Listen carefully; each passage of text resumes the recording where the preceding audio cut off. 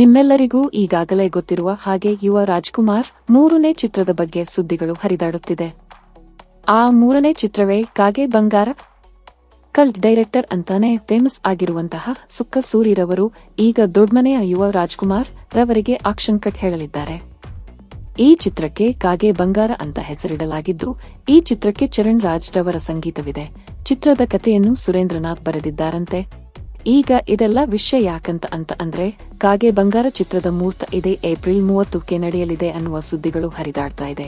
ಯುವ ಅವರ ಏಕ ಚಿತ್ರ ಇನ್ನೂ ರಿಲೀಸ್ ಆಗಿಲ್ಲದೆ ಇದ್ರೂ ಕೂಡ ಯುವ ಅವರ ಹೊಸ ಚಿತ್ರ ಸೆಟ್ಟೇರುತ್ತಿರುವ ವಿಷಯ ಖುಷಿ ಕೊಡ್ತಿದೆ. ಈ ಸಿನಿಮಾಗೆ ದುನಿಯಾ ವಿಜಯ್ ರವರ ಮಗಳು ರಿತನ್ಯಾ ವಿಜಯ್ ರವರು ನಾಯಕಿಯಾಗಿ ಕಾಣಿಸಿಕೊಳ್ಳಲಿದ್ದಾರೆ.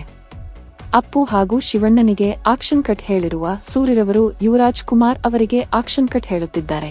ಕನ್ನಡ ಚಿತ್ರ ಪ್ರೇಕ್ಷಕರಿಗೆ ಕುತೂಹಲ ಹೆಚ್ಚಾಗಿ ಇದ್ದೇ ಇರುತ್ತದೆ. ಯುವರಾಜ್ ಕುಮಾರ್ ನಟನೆಯ ಸೂರಿರವರ ನಿರ್ದೇಶನದಲ್ಲಿ ಬರುತ್ತಿರುವಂತಹ ಈ ಚಿತ್ರ ಯಾವ ರೀತಿ ಬರಬಹುದೆಂಬ ಕುತೂಹಲ ಎಲ್ಲರಿಗೂ ಇದೆ. ಈ ವಿಡಿಯೋ ನಿಮಗೆ ಇಷ್ಟ ಆಗಿದ್ರೆ ಲೈಕ್ ಮಾಡಿ ಹಾಗೂ ಕಮೆಂಟ್ ಮಾಡಿ. ಇದೇ ರೀತಿಯ ವಿಡಿಯೋಗಳಿಗಾಗಿ ನಮ್ಮ ಅಪ್ಪು FC ಯೂಟ್ಯೂಬ್ ಚಾನೆಲ್ನ ತಪ್ಪದೆ ಸಬ್ಸ್ಕ್ರೈಬ್ ಮಾಡಿ.